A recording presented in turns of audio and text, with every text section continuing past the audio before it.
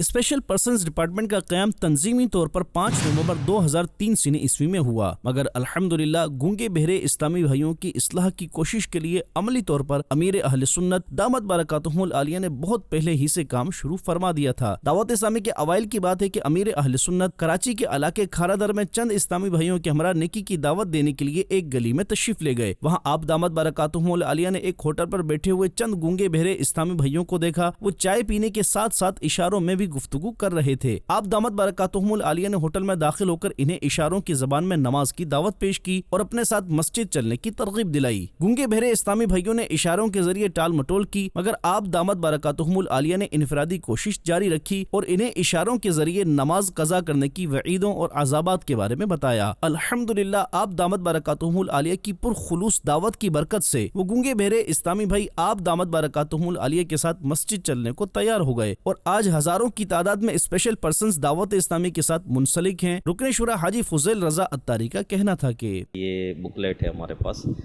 بتصویر نماز، اس پر بھی ہم کام کر رہے ہیں اور اس کے 3 پارٹ آ چکے ہیں۔ تو اس میں جیسے کہ گونگے بہروں کے لیے تصویر نماز کے شرائط اور فرائض، یہ بتصویر یہ اس پر کام چل رہا ہے الحمدللہ۔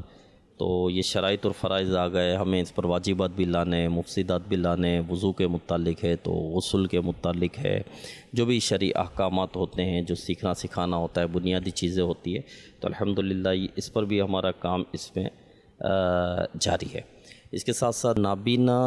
اسلامی بھائیوں کے لیے پورے پاکستان بھر میں اب تک 5 مدارس المدینہ قائم ہو چکے ہیں، جہاں ان کو حافظ بنایا جاتا ہے، اور الحمدللہ کوئی میرا خیال ہے 1.5 سال ہوئے ہوں گے ہم نے یہ شروع کیا ہے، تو کوئی 5 کے آس پاس حافظ بن بھی چکے ہیں، اور ان قریب انشاءاللہ الکریم ان کے جامعۃ المدینہ کا بھی آغاز ہوگا۔ کوئی 6 یا 7 رسائل جو ہیں امیر اہل سنت کے یہ ٹرانسلیٹ ہو چکے ہیں اس پر، اور یہ شائع بھی ہو چکے ہیں۔ اسی طرح مدنی قاعدہ بھی بریل میں الحمدللہ ہمارا آ چکا ہے، مزید ہم اس پر جو ہے وہ آگے کام کر رہے ہیں۔ کیوں فکر گر نہ ہے زبان، نہ ہاتھ نہ سماعت، جذبہ یہ نیکیوں کا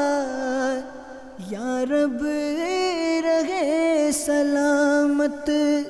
الحمدللہ آج یہ شعبہ نہ صرف پاکستان میں گونگے بہرے اور نابینا اسلامی بھائیوں میں دینی خدمات سر انجام دے رہا ہے، بلکہ دیگر ممالک میں بھی اس شعبے کے تحت دینی کاموں کا سلسلہ جاری ہے۔